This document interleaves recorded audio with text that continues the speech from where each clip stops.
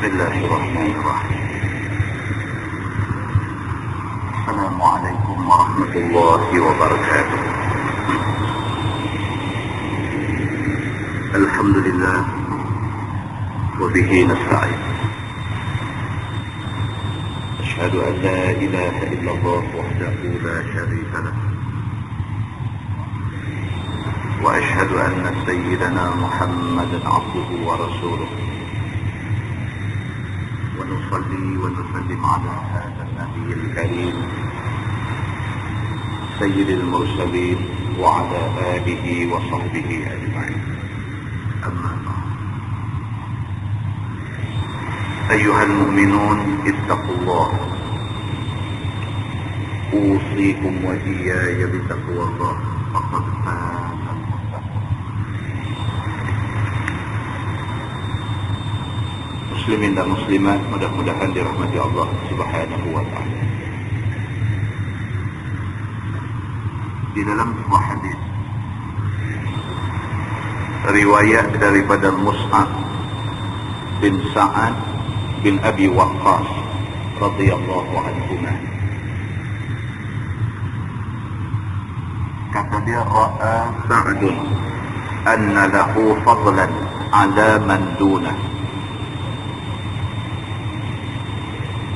فقال النبي صلى الله عليه وسلم هل تنصرون وترزقون إلا بضعفائكم أو كما قال. hadis sahih riwayat Al-Bukhari.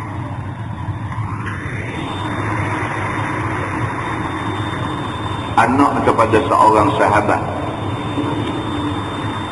yang bernama Mus'ab bin Sa'ad bin Abi Waqqas radhiyallahu anhuma, kata Mus'ab, ra'a Sa'dun anna lahu fadlan ala man dunah. Kata dia, bapa dia Sa'ad bin Abi Waqqas berasa bahawa dia ada kelebihan daripada orang-orang lain yang ada di bawah dia. Mus'ab dia tabi', dia bukan sahabat. Bapa dia sahabat Nabi, bapa dia Sa'ad bin Abi Waqqas. Maka Mus'ab menceritakan tentang bapa dia, tentang Sa'ad bin Abi Waqqas.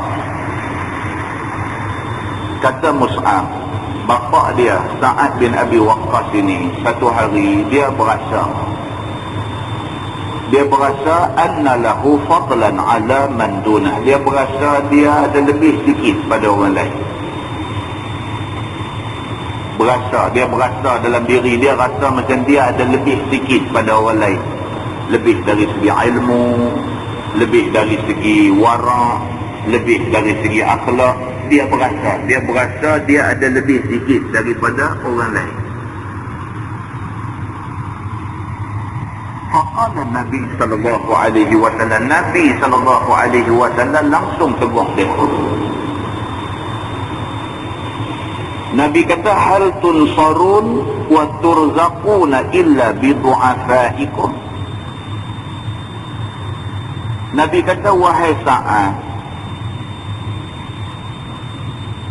bukankah kamu ni tak akan dapat sesuatu melainkan dengan pertolongan daripada orang-orang yang kamu pandang lekeh ni?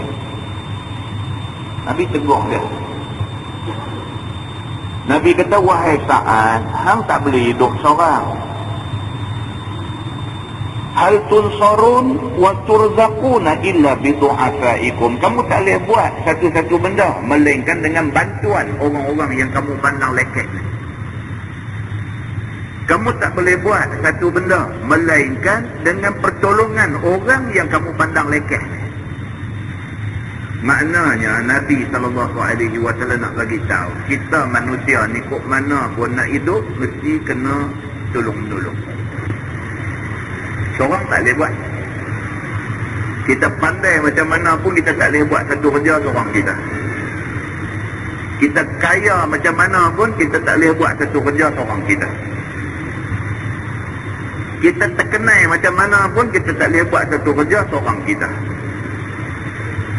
Maka apabila Sa'ad bin Abi Waqqas satu hari dia berasa dia ada fadlan, dia ada kelebihan daripada orang lain, dia rasa dia lebih daripada orang lain, lebih ilmu, dia rasa dia lebih daripada orang lain. Perasaan dia ni Nabi tegur langsung. Nabi kata dekat dia, wahai Sa'ad, kamu kena ingat, hal tunsarun, adakah kamu boleh hidup tanpa pertolongan orang lain? Waturzakun, adakah kamu rasa kamu boleh dapat rezeki tanpa pertolongan orang lain? Tuan-tuan, kita duk makan nasi hari-hari. Nasi itu pun bukan seorang punya kerja. Nasi itu nak boleh jadi pokok padi itu, nak kena ada pihak yang buat baja terlibat, nak kena ada pihak yang pergi tolong tengala tanah terlibat, nak kena ada pihak yang tolong pergi menabung terlibat, nak kena ada pihak tolong jaga ayam korang, dia kena tambah ayam lebih, dia kena tebuk patah lepas ayam dan sebagainya. Nak mengerat padi pun nak kena ada orang tolong, sampai nak bawa pergi kelang nak misi padi pun kena ada orang tolong. Jadi Nabi SAW kata, kamu jangan rasa kamu lebih pada orang lain, kerana manusia ni saling berhajat di antara satu sama lain. Kita ada duit pun kita berhajat kepada orang lain untuk nak tolong kita dari segi nak beli pakaian, kena ada orang lain tolong buat baju. Kita ada kebun besar pun kita berhajat kepada orang lain. Bila sakit kita nak kena pergi cari orang yang reti, nak kena tengok sakit kita, nak bagi ubat yang sesuai untuk kita. Jadi manusia ni tak boleh berasa lebih pada orang lain, kerana manusia sentiasa akan berhajat kepada bantuan pertolongan orang lain.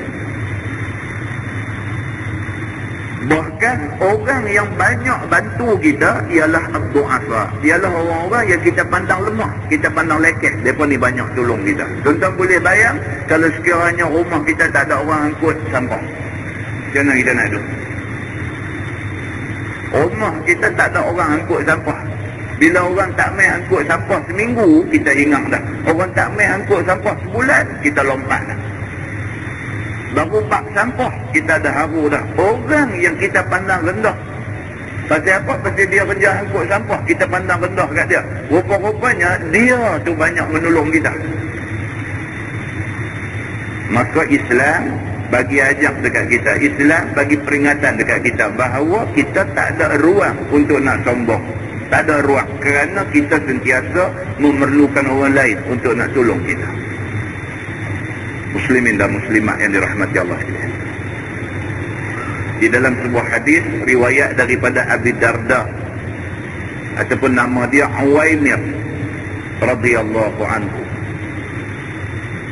kata dia, sami'tu Rasulullah sallallahu alaihi wasallam yaqul, ibghudi fi ad-du'afa fa innama tunsaruna wa turzaquna bi du'afaikum. Atau kama qala, hadis riwayat Imam Abu Daud. Abu Darda radhiyallahu anhu berkata, Nabi sallallahu alaihi wasallam bersabda, Nabi kata, ibghuni fi du'afa. Nabi kata, carilah aku di kalangan orang-orang yang dhaif dan lemah. Nabi dia tak suka bergui dengan orang-orang kaya. Ini Nabi SAW ni dia tidak hanya berkawan dengan orang-orang kaya dan berkedudukan. Nabi kata ibghuni fi du'afa, carilah aku di kalangan orang-orang yang du'afa, orang-orang yang lemah. Kalau nak cari aku, cari kalangan orang-orang macam ni, Nabi kata. Fa innama tunsarun wa turzaquna bi du'afaikum. Macam tadi juga Nabi kata, kerana sesungguhnya diberi pertolongan dan diberi rezeki kepada kamu dengan bantuan orang-orang yang lemah. Orang yang nak tolong kamu ni kebanyakannya orang-orang yang lemah, yang kamu pandang lekeh, yang kamu pandang dia tak ada kedudukan, yang kamu pandang dia ni orang yang tak dihargai. Orang ni yang akan tolong kamu, dan mereka inilah yang akan membantu untuk kamu boleh rezeki. Allah bagi rezeki, tapi bantuan orang-orang yang kata du'afa ni. Orang koprak kaya-kaya tak buat bendang, tuan-tuan. Yang buat bendang ni ad-du'afa, orang-orang lemah, orang-orang kampung yang buat bendang. Koprak kaya raya jutawan, mereka tak buat kerja-kerja macam ni, mereka tak buat. Nak buat kerja macam ni ialah golongan ad-du'afa. Maka Nabi SAW kata, aku sendiri pun kalau kamu nak cari, cari di kalangan orang-orang yang du'afa, orang-orang yang dhaif dan lemah. Dalam sebuah hadis riwayat daripada Abi Shuraih, Khuwailid bin Amr Al-Khuza'i radhiyallahu anhu, kata dia, qala Rasulullah sallallahu alaihi wasallam, Allahumma inni uharriju haqqa ad-dha'ifaini al-yatim wal mar'ah, atau kama qala, hadis riwayat Imam An-Nasa'i. Seorang sahabat yang bernama Abi Shuraih, ataupun nama sebenar dia Khuwailid bin Amr Al-Khuza'i, kata dia, Nabi SAW bersabda, Nabi kata, Allahumma inni uharriju haqqa ad-dha'ifaini. Nabi kata, sesungguhnya aku anggap satu dosa bagi orang yang mensia-siakan dua golongan yang dhaif ini. Nabi kata ada dua golongan manusia yang masuk dalam golongan dhaif. Kita bila sebut dhaif, kita terbayang orang miskin. Bila sebut dhaif, kita terbayang orang-orang yang tak ada kedudukan dalam masyarakat. Tapi Nabi SAW kata, yang kata dhaif ini bukan sahaja orang miskin, bukan sahaja orang yang tak ada kedudukan dalam masyarakat. Bahkan termasuk dalam golongan ad-du'afa, termasuk dalam golongan miskin ini ialah dua ni, Nabi kata. Yang pertama, al-yatim, anak yatim. Anak yatim Nabi anggap sebagai golongan du'afa, golongan yang dhaif. Yang kedua, wal mar'ah, dan juga orang perempuan. Di dalam kumpulan du'afa ni, selain daripada orang miskin, selain daripada orang yang tak ada kedudukan dalam masyarakat, anak yatim dan perempuan juga Nabi SAW anggap mereka sebagai golongan du'afa, golongan lemah. Nabi kata, Allahumma inni uharriju haqqa ad-dha'ifain. Nabi kata, sesungguhnya aku menganggap dosa kepada orang yang mensia-siakan dua golongan ini. Siapa yang buat lebih kurang dekat anak yatim, Nabi kata dia berdosa. Siapa yang buat lebih kurang kepada perempuan, perempuan ni bukan saja isteri, bahkan anak perempuan. Siapa yang buat lebih kurang kepada anak perempuan, Nabi kata aku anggap dia berdosa. Tuan-tuan, jaga anak laki-laki, jaga anak perempuan. Jaga anak perempuan sangatlah susah. Jaga anak laki-laki dengan jaga anak perempuan. Jaga anak perempuan ni sangatlah susahnya. Maka orang yang boleh jaga anak perempuan dengan baik, sehinggalah akhirnya anak perempuan dia jadi anak yang salihah, dia dapat pahala besar. Dalam sebuah hadis riwayat daripada Aisyah radhiyallahu anha, kata dia, dakhalat alayya imra'atun wa ma'aha ibnatani laha tas'al falam tajid 'indi shay'an ghaira tamrah wahidah fa'a'taytuha iyyaha faqasamatha baina ibnatayha wa lam ta'kul minha thumma qamat fakharajat fadakhala an-nabi sallallahu alaihi wasallam alaina fa'akhbartuhu faqala an-nabi sallallahu alaihi wasallam man ibtuliya min hadhihi al-banat bi shay'in fa ahsana ilayhinna kunna lahu sitran minan nar, atau kama qala, hadis sahih muttafaqun alaih. Aisyah radhiyallahu anha, isteri Nabi, kata dia, satu hari satu perempuan dengan dua orang anak perempuan mai ke rumah aku. Aisyah isteri Nabi cerita, kata dia, satu hari sewaktu aku duduk di rumah, tiba-tiba satu orang perempuan mai dengan dua orang anak perempuan mai ke rumah Aisyah. tas'alu, dia mai minta tolong. Makanan tak ada. Mak dengan 2 orang anak perempuan ni mai ke rumah Nabi. Waktu tu Nabi tak ada, yang ada Aisyah radhiyallahu anha. Maka mak dengan 2 anak perempuan ni minta tolong kepada Aisyah isteri Nabi ni, minta kok boleh tolong bagi apa-apa makan dekat dia. Falam tajid 'indi syai'an ghaira tamratin wahidah. Aisyah kata kebetulan hari dia mai tak ada apa di rumah aku, melainkan ada korma sebiji aja.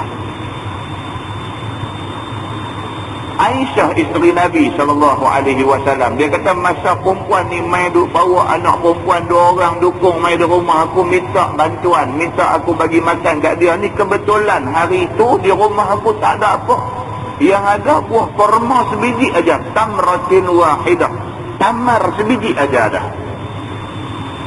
Fa'ataituha iyaha, aku pun ambil korma tamar hak sebiji ni bagi kat mak budak perempuan 2 orang, bagi kat perempuan ni. Faqasamatha baina ibnataiha, maka dia pun ambil buah korma ni sebiji, koyak 2, bagi dekat anak ni sebelah, bagi kat anak ni sebelah. Walam ta'kul minha, dia sendiri tak ada makan. Dia main minta apa? Minta rumah orang yang tak ada apa. Ada di rumah Aisyah masa tu korma sebiji aja. Aisyah terus ambil bagi dekat perempuan ni. Perempuan ni pula bila ambil koyak korma tu 2, bagi ke anak ni sebelah, bagi ke anak ni sebelah. Dia sendiri walam ta'kul minha, dia sendiri tak ada benda nak makan. Aisyah sendiri tak ada apa, perempuan mak kepada 2 budak perempuan ni pun tak ada benda boleh makan. Summa qamat, lepas dia bagi dekat anak dia seorang sebelah, dia pun bangkit, fa kharajat, keluar daripada rumah Aisyah, tak tahu pergi ke mana, menghilang begitu. Fadakhala Nabi SAW alaina. Tak lama selepas tu Nabi balik. Aisyah kata, Nabi balik. Fa akhbartuh, Aisyah kata, maka aku cerita dekat Nabi, ya Rasulullah, tadi mai satu perempuan bawa anak 2 orang, anak perempuan 2 orang. Dia mai minta makan di rumah kita ni. Kebetulan tak ada apa di rumah kita ni. Ada pun korma sebiji aja, maka aku koyak, maka aku bagi buah korma ni dekat perempuan ni. Perempuan ni ambil, dia belah korma ni 2, koyak 2, bagi ke anak dia 2-2. Dia sendiri tak makan apa. Lepas tu dia pun keluar daripada rumah kita, tak tahu pergi ke mana. Faqala Nabi SAW, Nabi kata dekat Aisyah, Nabi kata, man ibtuliya min hadhihi albanat bi syai'in fa ahsana ilaihinna kunna lahu sitran minan nar. Nabi SAW kata, barang siapa yang diuji dengan anak perempuan, Nabi kata, barang siapa yang diuji dia dengan anak perempuan, ujian itu bisyai'in, tak kira apa bentuk ujian, fa ahsana ilaihinna, maka dia memperelokkan kepada 2 anak perempuan dia, kunna lahu sitran minan nar, Nabi kata adalah baginya pelindung daripada api neraka. Hadis itu hadis sahih muttafaqun alaih. Muslimin dan muslimah yang dirahmati Allah sekalian, bukan senang nak jaga anak perempuan akhir-akhir zaman. Bukan senang. Ada expo usahawan, malam koran perdana dia tak habis, malah ada lompat atas pentas dia nak. Anak perempuan nak buat macam mana? Kita kata tak boleh, dia siap-siap dia keluar depan kita. Kita nak kata apa tuan-tuan? Nak kata apa? Anak perempuan. Kalau anak lelaki-lelaki senang, kita bagi pengakuh di depan pintu tu, biar tergulin masuk di dalam rumah. Anak perempuan nak buat macam mana? Kita kata tak leti, dia pakai baju, dia keluar buat tak aja depan kita. Nak buat apa? Ujian. Allah bagi ujian melalui anak perempuan. Barang siapa yang Allah uji dia, mani betulia min hadhil banat bi syai'in, barang siapa yang diuji dia dengan anak-anak perempuan ini dengan sesuatu ujian. Allah uji dapat anak perempuan degil. Allah degil, dia tak tahu nak apa. Cakap tak mau dengar nasihat, tak pakai, marah, dia buat tak entah dan sebagainya. Allah uji dia dengan anak perempuan yang degil misalnya. Fa'ahsana ilaihinna, dan dia buat elok kepada anak perempuan dia. Degil macam mana pun dia sabak, dia didik juga anak perempuan dia ni. Doa ni tak berhenti-henti, tiap-tiap malam bangkit semayang malam minta doa dekat Tuhan, ya Allah bagilah petunjuk dekat anak perempuan aku ni, ya Allah. Menangis ni Allah yang mengetahui. Lemah kita ni di depan Allah, tak reti dah nak buat macam mana dengan anak perempuan ni. Dan anak ni pun dia jaga elok. Dia berdoa kepada Allah Subhanahu wa ta'ala, minta Allah bagi jadi elok anak dia. Dia pun layan anak dia dengan cara yang elok. Kunna lahu sitran minan nar. Orang yang macam ni, orang yang Allah bagi ujian anak perempuan, dia mampu bersabar dengan anak perempuan dia dan tidak jemu untuk nak mengelokkan anak perempuan dia. Allah Subhanahu wa ta'ala kata, kesabaran dia didik anak perempuan dia tu, Allah akan jadikan pelindung daripada api neraka. Muslimin dan muslimat yang dirahmati Allah sekalian. Tuan-tuan, bukan senang tuan-tuan. Bukan senang. Soal didik anak ni bukan senang. Bercakap boleh bercakap, didikkan ini satu bab lain. Bercakap boleh bercakap, didik boleh didik. Nak masuk dalam hati dia satu bab lain pula. Maka barang siapa yang Allah Subhanahu wa ta'ala bantu dia sehingga dia boleh mendidik anak dia dengan cara yang baik, sesungguhnya kebaikan bagi dia, dan dia mendapat janji daripada Nabi SAW dilindungi daripada api neraka. Muslimin dan muslimat yang dirahmati Allah sekalian. Jadi daripada empat hadis yang kita baca dapat kita faham. Yang pertama sekali, dengan golongan ad-du'afa, golongan yang dhaif, yang lemah, kita kena buat baik. Kita kena buat baik dengan golongan ad-du'afa, golongan yang dhaif dan golongan yang lemah ni. Golongan yang biasanya dipandang lekeh, dipandang hina, dipandang tak berharga. Golongan-golongan ni kita kena buat baik. Pasal apa? Pasal Nabi SAW kata, golongan yang du'afa ni, mereka ni ikhlas dalam beribadah. Orang-orang yang dhaif, yang lemah ni, mereka ikhlas dalam beribadah. Dan mereka lebih khusyuk di dalam melakukan ibadah. Sebab kepala tak ada serabut nak fikir tentang harta dan sebagainya, nak fikir tentang nak berebut, nak tamak, tak ada. Maka mereka ini adalah golongan-golongan yang lebih khusyuk dalam melakukan ibadah. Oleh itu, orang-orang yang ikhlas dalam ibadah dan orang-orang yang khusyuk dalam melakukan ibadah, doa mereka lebih makbul di sisi Allah. Maka kita kena buat baik dengan mereka ni. Kita buat baik dengan mereka, kita tolong mereka sekali, mereka doa minta kesejahteraan dekat kita. Doa mereka makbul, kita dapat sejahtera. Pasal apa beza dalam masyarakat? Masyarakat biasanya lebih melihat kepada orang-orang yang hebat-hebat. Orang kaya, orang yang berkedudukan, orang yang berpangkat, ini lebih masyarakat jaga daripada golongan du'afa. Maka Nabi SAW dia sebaliknya, dia suruh jaga golongan du'afa lebih daripada jaga orang-orang yang kaya-kaya. Kemudian daripada hadis yang kita baca itu juga dapat kita faham bahawa termasuk di dalam golongan yang dhaif dan lemah ini ialah anak-anak yatim dan juga orang-orang perempuan. Maka orang perempuan di situ termasuklah isteri dan juga anak-anak perempuan. Dan barang siapa yang boleh bersabar dengan ujian anak perempuan yang Allah bagi dekat dia, dia memperelokkan didikan kepada anak-anak perempuan yang memberi masalah kepada dia, maka janjinya ialah sitran minan nar. Dia terlindung daripada api neraka Allah. Mudah-mudahan Allah Subhanahu wa ta'ala bantu kita, bagi kekuatan kepada kita, dan kita mendapat perlindungan Allah Subhanahu wa ta'ala insya-Allah. Kita menggunakan Bahrul Mazi jilid 9. Bahrul Mazi jilid 9, muka surat 65. Muka surat 65. 64 bawah. Muka surat 65, kita tengok masalah 55. Kita masih lagi berada di bawah tajuk Ma ja'a fil li'an. Cerita tentang suami tengok isteri berzina. Kemudian suami tuduh isteri dia berzina kerana mata dia sendiri tengok. maka suami dikehendaki membawa 4 orang saksi. Kegagalan suami membawa 4 orang saksi boleh menyebabkan suami disebat kerana menuduh orang tanpa bukti. Nak mengelakkan suami daripada kena sebat, maka suami mesti buat li'an, iaitu sumpah mengatakan isteri dia berzina, dan selepas suami bersumpah, isteri terdedah kepada hukum rejam sampai mati. Kecuali kalau sekiranya isteri juga bersumpah mengatakan suami dia bohong, barulah dia terlepas daripada hukum rejam sampai mati. Malam ni kita sambung lagi satu.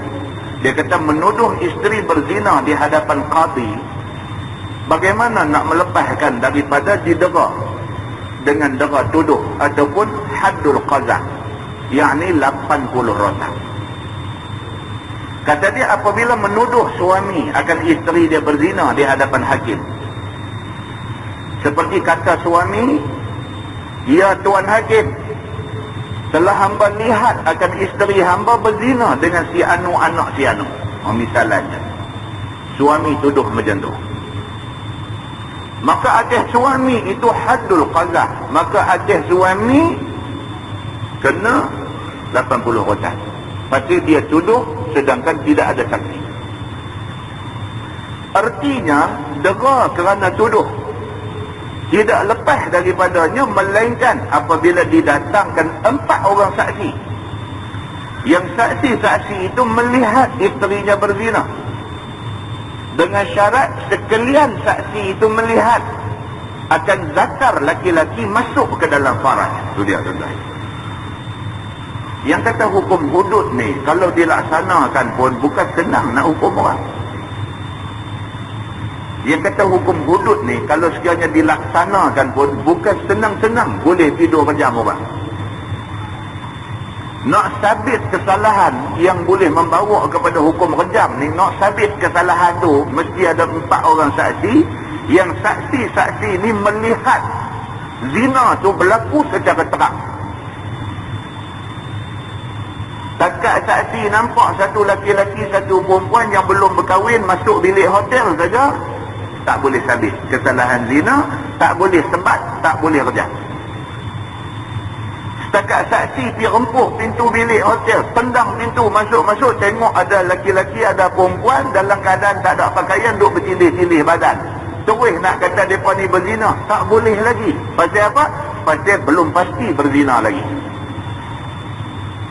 Kalau dilaksanakan undang-undang ni pun bukan kata senang-senang orang nak boleh kena potong tangan, bukan kata senang-senang orang nak boleh kena sebat, bukan kata senang-senang orang nak boleh kena rejam dengan batu.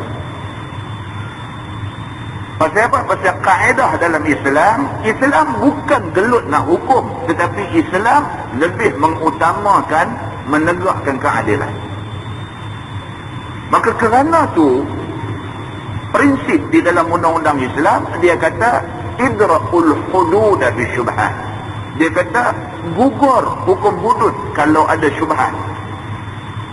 Lebih baik tidak hukum daripada hukum tiba-tiba zalim. Ini kaedah hukum Islam. Jadi tak payah takut kalau dilaksanakan hukum Islam takut jadi huru-hara. Tak jadi huru-hara, bahkan keamanan yang akan jadi. Pasal Islam bukan gelut nak hukum orang, tapi Islam dia gelut nak membawa kesejahteraan kepada masyarakat. Begitu. Jadi saksi yang mesti dibawa itu mestilah saksi yang melihat zina berlaku secara yakin, nampak benda tu berlaku. Maka apabila berkata sekalian saksi itu cium ataupun dakap atau sebagainya sahaja, maka tiada diterima saksi. Itu dia. 4 orang saksi yang dibawa ke mahkamah ni, dia peguam tanya dia, betulkah kamu tengok A dengan B ni berzina? Dia apa bila jawab, kata seorang, dia kata saya nampak memang mereka duk cium satu macam, cium tu memang boleh jadi zina punya, tak boleh sabit kesalahan. Tanya seorang lagi pula, dia kata saya tengok memang mereka duk berdakap, baju tak pakai dah, tak sabit kesalahan. Tak boleh lagi. Macam tu tak diterima lagi sebagai saksi yang boleh mensabitkan hukum ke atas orang yang dituduh. Begitu. Dan kenalah ke atas suami 80 rotan. Kalau suami bawa mai saksi 4 orang, saksi tidur jawab macam tu. Seorang kata saya nampak mereka masuk bilik nombor sekian-sekian. Seorang pula kata saya masuk masa tu bersama dengan pencegah maksiat. Masa kami masuk mereka tak pakai baju. Kata seorang lagi pula saya masuk tengok seorang lari menyorok dalam almari. Semua kes ni tak boleh pakai. Kes dibuang. Dia hanya dikenakan hukum ta'zir saja. Dia tidak dikenakan hukum hudud, sebat ataupun rejam. Tak kena. Begitu. Maka orang yang tuduh tadi kena pula atas belakang 80 rotan. Pasal apa Islam buat undang-undang macam ni? Pasal Islam tak mau ada orang senang-senang pergi jatuhkan maruh orang lain. Kita senang-senang nak tuduh orang. Dengan kerana tuduhan kita kawan tu merana dalam hidup. Tak boleh. Kita wajar disebat. Kita nak tuduh, mesti benda tu pasti. Memang pasti dia ada buat benda salah. Memang pasti dia buat perbuatan zina. Baru boleh tuduh. Kalau tidak, kita tanggung akibatnya. Begitu. Melainkan dengan diperhadapkan orang dua laki isteri itu, supaya masing-masing angkat sumpah. Suami tuduh isteri berzina, maka dua-dua orang kena mai, kena angkat sumpah di mahkamah. Mengaku siapa betul sebagaimana kaifiat yang tersebut di dalam hadis yang kita baca dulu. Itu dia dah sebut dah. Dan satu lagi hadis tersebut di dalam Sahih Al-Bukhari. Ini satu lagi hadis tentang li'an.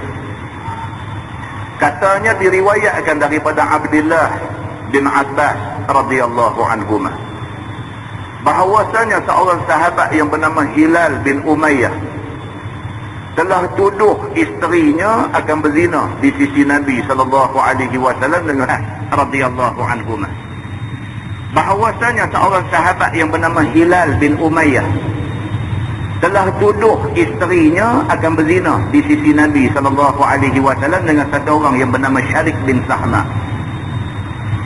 Maka sabda Nabi sallallahu alaihi wasallam, hadirkan saksi, jika tidak nescaya engkau dirotan 80 rotan. Hilal pergi mengadu dekat Nabi. Dia kata isteri dia berzina dengan sekian-sekian orang. Nabi katakan dia buat mai saksi. Hang tak boleh buat mai saksi, aku sebat hang 80 kali. Nabi katakan dia macam tu. Maka kata Hilal, ya Rasulullah, apabila melihat seorang atas perut isterinya seorang laki-laki lain, dia pergi kata dekat Nabi, ya Rasulullah, saya ni suami, saya balik ke rumah ada satu jantan lain duduk atas perut bini saya. Adakah diminta saksi juga? Saya suami. Dia kata, saya balik ke rumah, isteri saya ada orang laki-laki lain duduk atas dia. Takkan saya pun nak kena pergi cari saksi juga? Dia tanya Nabi macam tu. Maka jadi Nabi SAW bersabda juga, hadirkan saksi, jika tidak nescaya rotan atas belakang kau. Nabi jawab macam tu juga. Nabi kata, lah ni buat main saksi 4 orang. Tak ada saksi, aku sebat nama. Nabi kata kat dia. Bila didengar oleh Hilal bin Umayyah sabda Nabi SAW yang demikian, lalu berkata ia, demi Tuhan yang membangkitkan Tuhan hamba menjadi pesuruh Allah dengan hak, bahawa sesungguhnya hamba daripada orang-orang yang benar. Dia kata dekat Nabi, dia kata, demi Allah ya Rasulullah, aku cakap benar. Dan demi sesungguhnya akan diturunkan Allah firman-Nya yang melepaskan belakang aku daripada dera rotan ini. Dia kata dekat Nabi, dia kata demi Allah aku benar. Dia kata Allah tentu akan buat turun satu ayat Quran dekat kamu, bagi tahu kata aku benar. Dia kata. Dah habis nak kata apa lagi? Dia dah tuduh dah, dia dah kata dah isteri dia berzina. Dan dia bukan tuduh sembarangan, memang dia tengok depan mata dia bini dia berzina dengan satu orang lain. Masalah lah ni, dia pergi report dekat Nabi, Nabi tak mau terima report dia, melainkan ada saksi. Habis apa lagi dia nak kata? Dia kata, ya Rasulullah, saya cakap betul, saya bukan fitnah apa-apa, saya cakap betul. Memang betul mata saya tengok isteri saya berzina. Nak kata apa lagi? Nabi tak peduli. Nabi kata, lah ni buat main saksi 4 orang. Tak ada, aku sembahyang 80 kali. Oh, kacau. Habis dah tak boleh kata apa, dia kata dekat Nabi, dia kata, ya Rasulullah, aku cakap benar. Dia kata, Allah akan turunkan ayat dekat kamu, bagi tahu kata aku benar. Habis tak boleh kata apa dah.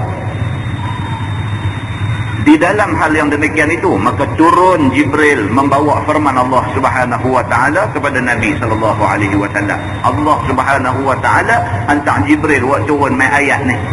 Ayat tentang li'an. Ayat yang kita baca bulan lepas, wallazina yarmuna azwajahum ila akhir ayat. Ayat itu turun. Maka kemudian daripada itu mengutus Nabi sallallahu alaihi wasallam akan Hilal dan isterinya. Maka datanglah Hilal dan isterinya kepada Nabi sallallahu alaihi wasallam. Maka berdiri Hilal bin Umayyah naik saksi ia dengan suruh Nabi itu. Dan Nabi sallallahu alaihi wasallam bersabda, ia Allah Ta'ala mengetahui ia akan seorang daripada kedua kamu ada berbohong. Bila turun ayat tu, Nabi hantar orang pergi panggil Hilal dengan bini dia mai depan Nabi. Bila mai depan Nabi, Nabi pun bagi tahu ayat dah turun, lah ni hampa dua-dua orang kena bersumpah. Suami sumpah kata dia memang pasti bini dia berzina, bini kena sumpah kata lelaki dia bohong. Tapi kalau hampa buat benda ni, Nabi kata jelas salah seorang bohong. Nabi kata sama ada suami bohong sebenarnya bini tak berzina dia saja tuduh, ataupun isteri bohong dia berzina sungguh dia tak mengaku, salah seorang mesti bohong. Maka tidakkah seorang daripada kedua kamu mau bertaubat? Sebelum nak sumpah ni Nabi nasihat dulu. Nabi kata hampa tak takutkan dekat Tuhan, bertaubatlah, jangan cakap bohong, jangan berbohong dengan menggunakan nama Allah. Kemudian membangun berdiri oleh Nabi akan isterinya. Maka naik saksi ia dengan suruhnya 4 kali naik saksi. Maka tak kala hendak naik saksi yang kelima, maka didirikan oleh Nabi SAW akan dia. Serta sabda Nabi pada perempuan Hilal itu, bahwasanya sumpah yang kelima ini adalah sumpah yang sehabis-habis besar. Hendaklah engkau takut kepada Allah. Bila dah habis dah Hilal bersumpah, Nabi suruh pula isteri dia pula bersumpah. Isteri pun sumpah. Habis sumpah 4 kali, sebelum sumpah yang kelima, Nabi kata kat dia lagi sekali. Nabi kata jaga baik-baik, sumpah yang kelima ni, ini cerita besar. Ini cerita besar.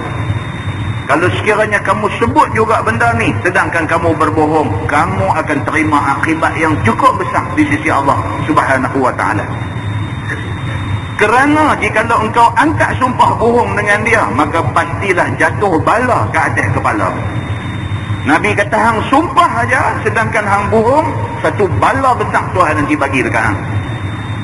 Kata Ibnu Abbas, apabila didengar oleh isteri Hilal yang naik saksi itu akan sabda Nabi yang demikian, lalu undur dia dan menunduk dia akan mukanya. Bila dia dengar Nabi kata begitu, dia jadi takut. Dia jadi takut, dia nampak macam nak tarik balik sumpah dia. Nampak dia berundang. Sehingga sangka kami, ia mau rojok.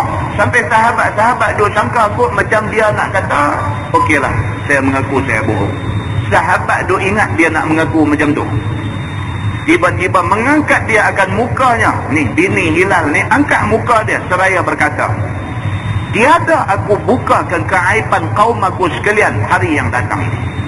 Dia angkat balik muka dia, dia kata kalau sekiranya aku mengaku kata aku bohong, semua kaum aku akan rasa malu dengan perbuatan aku. Aku sekali-kali tak akan memalukan kaum aku. Dia kata, dia nak jaga pride kaum dia. Dia nak jaga tu kemegahan kaum dia tu. Maka ia pun lalu angkat sumpah kali yang kelima. Dia pun terus sumpah. Demi Allah, dia kata, memang suami dia bohong, dan kalau sekiranya dia cakap bohong, dia sedia untuk terima laknat Allah Subhanahu wa ta'ala. Dia terus cakap macam tu. Kemudian bersabda Nabi SAW bagi sahabatnya, Nabi kata, nanti lihat oleh sekalian kamu akan dia. Maka jika beranak ia dengan satu orang budak yang bercelak dua matanya, Nabi kata itu, kalau dia beranak main anak dia mata nampak macam bercelak, yang tepus dua papan pungkurnya, Lagi kembang dua betisnya, Nabi bagi tahu sifat. Kamu tengok pungkong dia macam ni, tengok dia ni perut betis dia gabai dan sebagainya. Kalau keluar anak jenis macam yang aku sebut ni, kalau anak yang dia lahirkan esok sifat macam yang aku sebut, mata dia macam ni, pungkong dia macam ni, dia punya betis dia macam ni, Nabi kata maka ialah anak bagi laki-laki yang berzina dengan isteri Hilal yang bernama Syarik bin Sahma.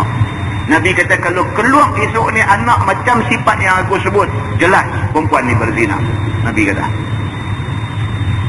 lama kelamaannya beranaklah perempuan itu. Maka sudahlah ia seperti yang sabda Nabi SAW, sungguh bila beranak keluar main anak sebiji macam Nabi kata, mata dia macam Nabi kata, pungkong dia macam Nabi kata, betis dia macam Nabi kata, dan diberitahu orang yang demikian itu kepada Nabi.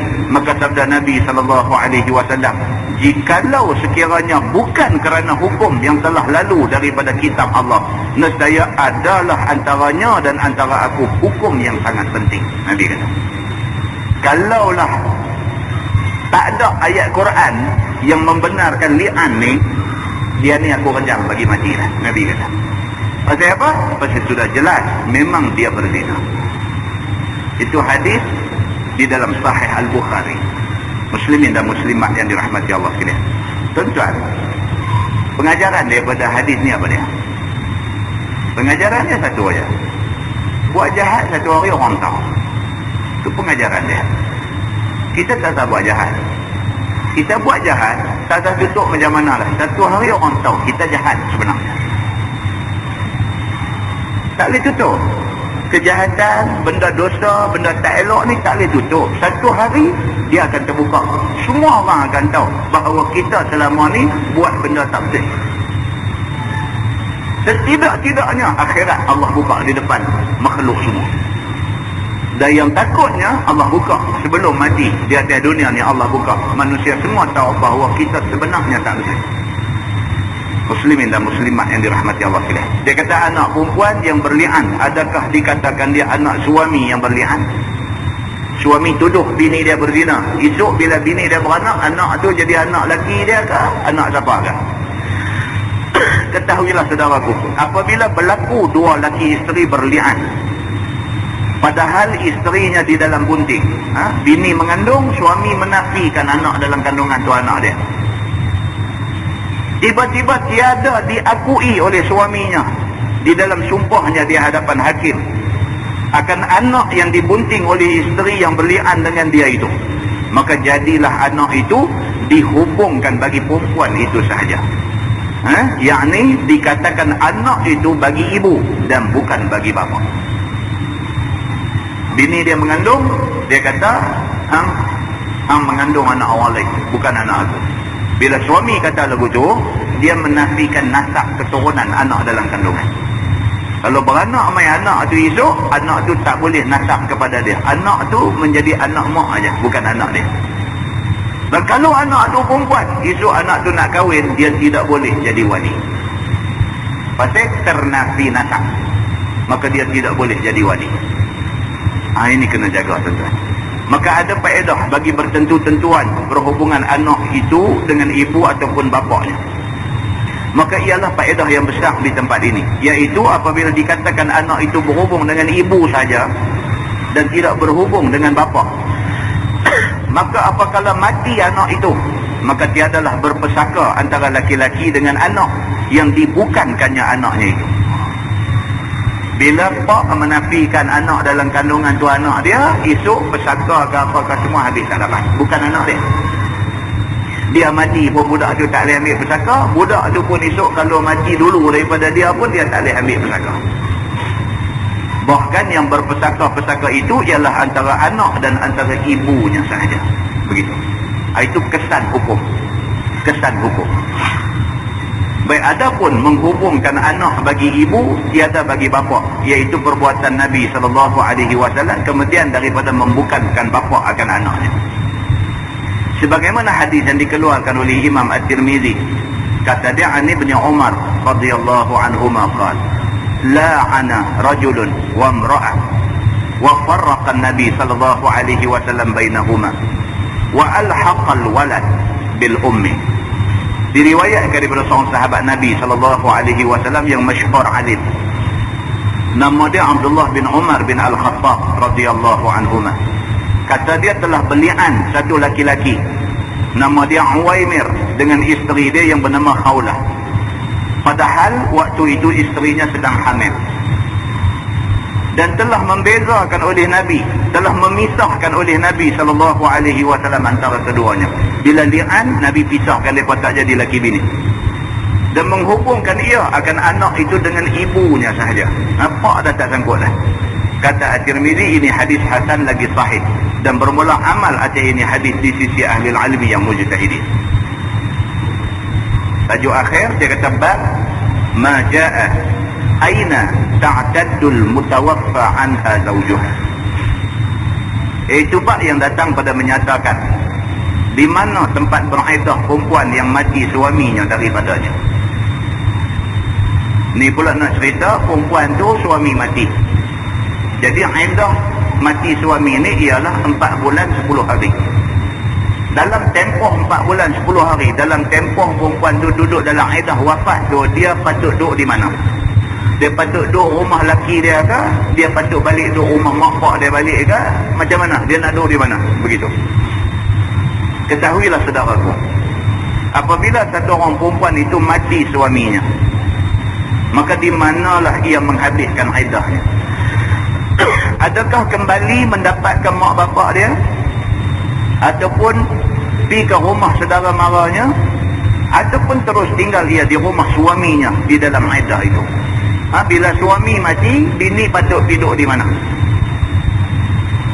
Maka pada masalah ini khilaf ulama yang mujtahidin pada tempat diam itu. Ulama berbeza pendapat. Ada ulama kata kena duduk rumah suami dia 4 bulan 10 hari baru boleh keluar pergi kelai. Ada ulama kata dia boleh pergi mana dia suka. Macam-macam. Ini pendapat ulama. Adapun nafkahnya telah tetap dan telah muwafaqah sekalian ulama. Tiada wajib atas waris si mati, kerana isteri ada menerima pesaka. Dari segi nafkah clear. Mak bapak kepada suami dia tak bertanggungjawab ke atas nafkah dia apabila suami dia mati. Laki bini, laki mati, tinggal bini. Tinggal bini, siapa nak belanja makan minum dia? Siapa nak belanja? Adakah menjadi tanggungjawab mak mentua dengan pak mentua dia nak kena sara makan minum dia? Ada. Mak mentua, pak mentua tidak bertanggungjawab untuk nak sara makan minum, pakaian kepada menantu yang kematian suami ini. Pasal apa? Pasal menantu ni sudah dapat bahagian pesaka daripada harta peninggalan suami dia. Dia bagi duit, tak bertanggungjawab. Mana kalau tak bagi, tak salah. Begitu. Baik, ada pun kenyataan perselisihan ulama pada tempat tinggal itu akan datang disebutkan. Dan ini adalah hadis yang dikeluarkan oleh Imam At-Tirmizi. Kata dia, Anil Furai'ah binti Malik binti Sinan, wahiyya ukhtu Abi Sa'id Al-Khudri radhiyallahu anhu, annaha ja'at Rasulullah sallallahu alaihi wasallam tas'aluhu an tarji'a ila ahliha fi Bani Khudrah, wa anna zawjaha kharaja fi talabi a'budin lahu abiqu hatta idza kana bi tarafil qudum lahiqahum faqataluhu. Maksudnya diriwayatkan daripada seorang perempuan daripada sahabat Nabi sallallahu alaihi wasallam. Nama dia Al-Furai'ah binti Malik bin Sinan.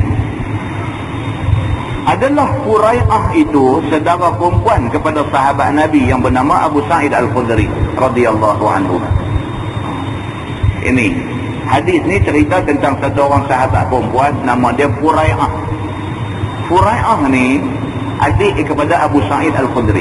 Abu Sa'id Al-Khudri orang terkenal, sahabat Nabi yang terkenal. Ini Furai'ah ni adik kepada Abu Sa'id Al-Khudri. Bahawasanya telah datang dia kepada Nabi sallallahu alaihi wasallam. Furai'ah ni satu hari pergi jumpa Nabi. Meminta ia kepada Nabi bahawa diizinkan dia kembali kepada keluarganya, iaitu kepada Bani Khudrah. Suami dia mati, maka dia pergi jumpa Nabi, minta izin dekat Nabi nak balik pergi rumah mak dia, rumah pak dia dekat Bani Khudrah tu, nak balik pergi sana, kerana telah didengarnya akan perkara yang jadi ke atas suaminya, iaitu bahawasanya suaminya pergi mencari beberapa orang abdi yang lari mereka itu daripadanya, sehingga apabila ada ia sampai mengikutnya dan mencarinya di tempat yang bernama Tarafil Qudum, maka sudahlah didapatnya akan hamba abdinya itu ada di situ. Maka apabila dilihat oleh abdinya akan dia mengikut mereka, lalu dibunuhnya oleh abdi-abdinya itu akan dia. Ni suami kepada Furai'ah ni dicari hamba abdi, cabut lari daripada rumah dia. Macam orang hari ni ambil orang gaji Indonesia lah, dia tuang, dia lari, pasport bagi dia pegang, dia rasa tak syong sikit ke duduk rumah kau ni dan sebagainya ke, dia rasa tak selesa ke, ataupun ada kawan dia duduk kerja atau mana ke, duduk curi-curi telefon main di rumah, panggil dia pergi sekali ke apa ke, dia cungit lari. Zaman dulu pun hamba abdi ni pun ada juga yang lari, dia duduk, dia berasa tak selesa ke, berasa tak sesuai ke, berasa tak seronok ke apa ke, lari. Bila lari, suami Furai'ah ni dicarilah, lari pergi ke mana, cari, jumpa mereka ni duk ada di satu tempat yang bernama Tarafil Qudum, nama satu tempat. Bila jumpa mereka duk ada di situ, mereka ni pun nampak cuan mereka main nak cari mereka, nak tangkap mereka, nak ambil orang balik mereka bunuh abang kawan ni. Mereka bunuh cuan mereka ni.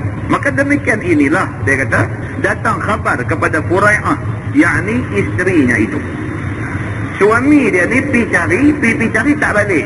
Orang mai bagi tahu dekat dia, kata laki hang mati dah, kena bunuh dengan abdi yang dia pergi duk ambat ni. Dia dengar laki dia dah mati. Dia tunggu apa lagi di rumah ni, laki dah tak ada dah. Tu pun nak lari balik pun saat ni salah pula, pergi jumpa Nabi. Ditanya Nabi SAW, ya Rasulullah, saya dengar berita kata suami saya dah mati. Lah ni saya ni dah jadi janda.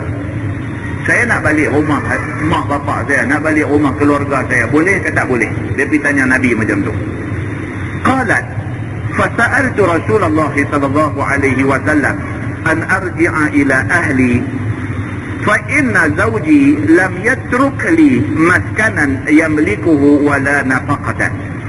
Kata Al-Furai'ah, maka meminta aku kepada Nabi SAW nak pulang ke rumah keluarga aku, kerana apa lagi aku tunggu di rumah suamiku ini, sedangkan dia telah kembali ke rahmatullah. Maka bahawasanya suamiku itu tiada meninggal ia akan rumah miliknya yang jadi tempat tinggalku.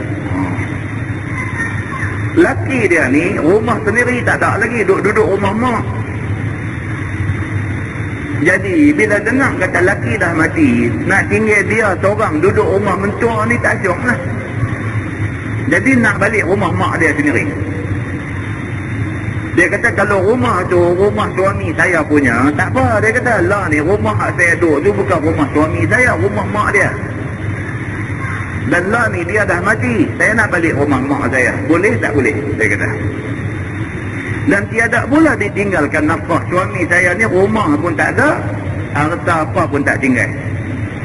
Bila didengar oleh Nabi SAW akan perkataan Furai'ah itu, maka sabda Nabi SAW, bahkan pergilah engkau kepada keluarga kamu. Nabi bila dengar kata dia nak balik rumah mak dia, Nabi kata tak apa, pergi balik. Begitu. Kata Ibnu Abbas lagi, qalat faqala Rasulullah SAW, na'am. Qalat fansaraftu hatta idza kuntu fil hujrah aw fil masjid nadani Rasulullah SAW aw amarani aw amara bi fanuditu lahu faqala kaifa qulti qalat faradadtu alayhi alqissah allati zakartu lahu min sya'ni zawji. Maka kata Furai'ah, Apabila aku dengar Nabi SAW bagi izin kepada aku untuk pulang kepada keluarga aku, maka berpalinglah aku unduk daripadanya. Dia pun dah Nabi kata nak balik rumah keluarga, hampir balik. Dia pun kira nak balik lah. Sehingga berjalan aku sampai belum keluar daripada bilik ataupun daripada masjid, maka sudah dipanggil oleh Nabi SAW akan aku. Bila dah Nabi kata tak apalah nak balik rumah mak hang, pergi balik. Dia pun pusing nak keluar, nak pergi balik. Nabi panggil balik. Nabi panggil dia balik. Nanti sat. Nabi kata. Atau disuruhnya, yakni sya'rawi oleh Nabi akan orang yang panggil akan aku. Ataupun dia kata Nabi suruh orang pergi panggil dia, pergi turut dia panggil mai balik. Atas balik mai dekat Nabi. Maka dipanggil oranglah baginya. Dan aku pun datang kembali menghadap Nabi SAW. Tiba-tiba sabda Nabi, bagaimana engkau kata tadi, hai Furai'ah? Nabi kata, hang kata apa tadi? Tadi, masa dia tanya tadi, Nabi tak konsentrate. Mungkin Nabi ada ingat benda lain ke apa kan, masa tu dia main tanya. Jadi Nabi sudah pergi jawab. Lepas tu Nabi rasa macam, dia ni tanya apa tadi? Nabi panggil balik. Nabi kata, apa dia? Hang tanya apa tadi? Nabi tanya dia balik. Maka berkhabarlah kamu dengan sebenarnya kepada aku. Nabi kata, apa dia tadi? Cerita balik mai. Maka kata Furai'ah, maka aku pun kembali mengulang berkhabarkan kisah yang aku sebutkan kepada Nabi tentang hal suamiku tadi. Maka kata aku, ya Rasulullah, adalah hamba ini datang kepada tuan hamba minta izin, bolehkah hamba pulang mendapatkan keluarga hamba?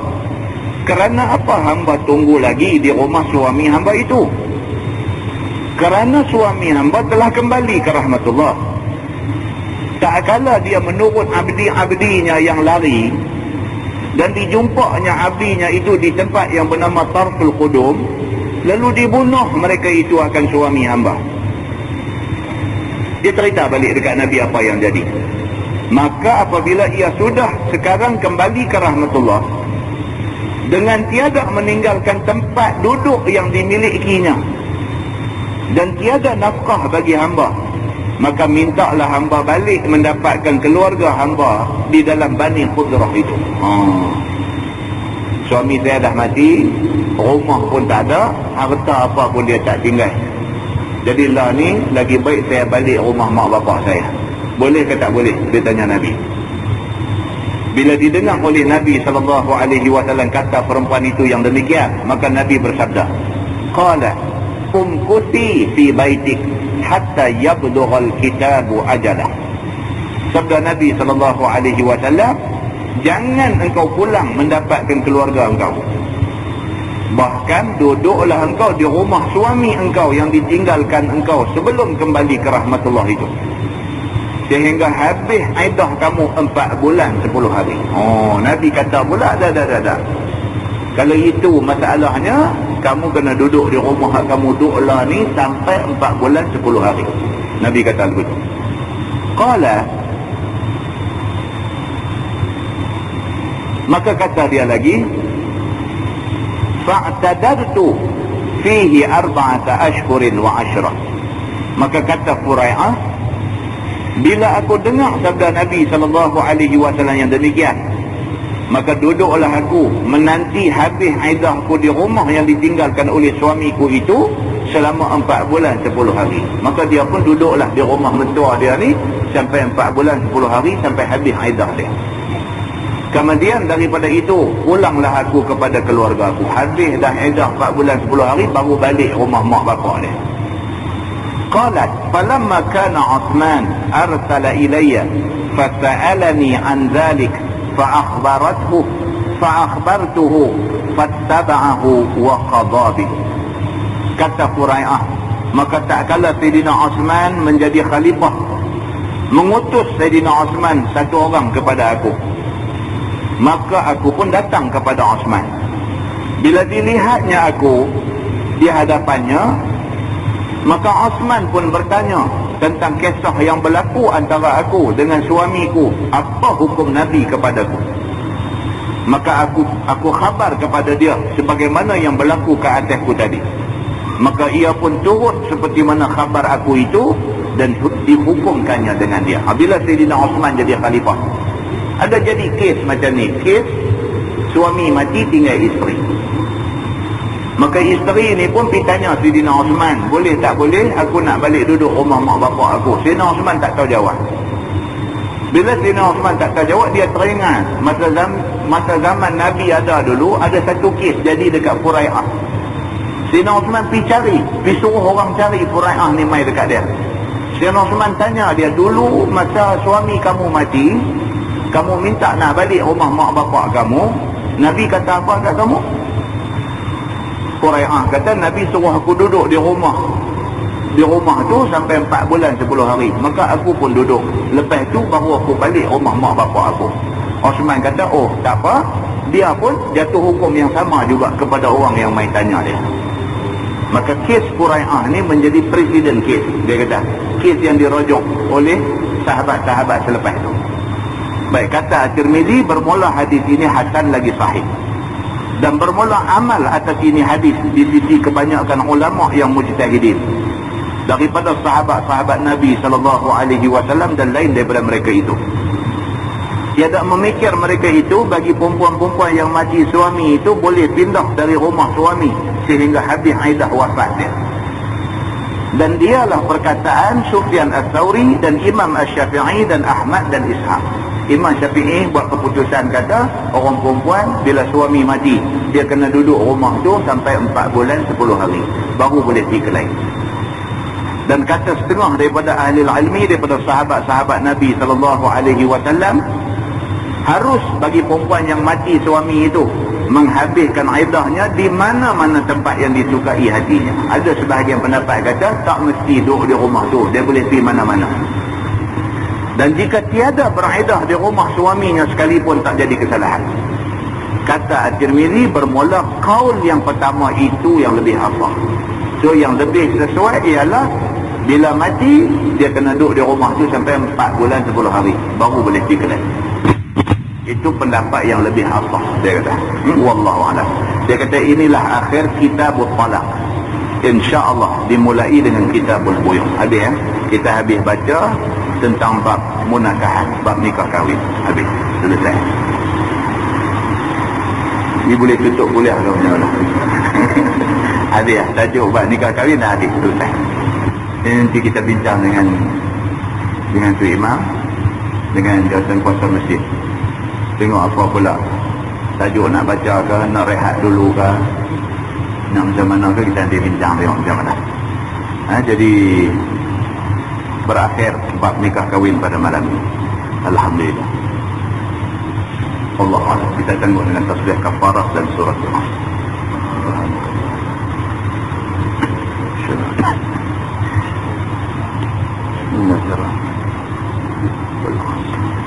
Innal insana illa alladhina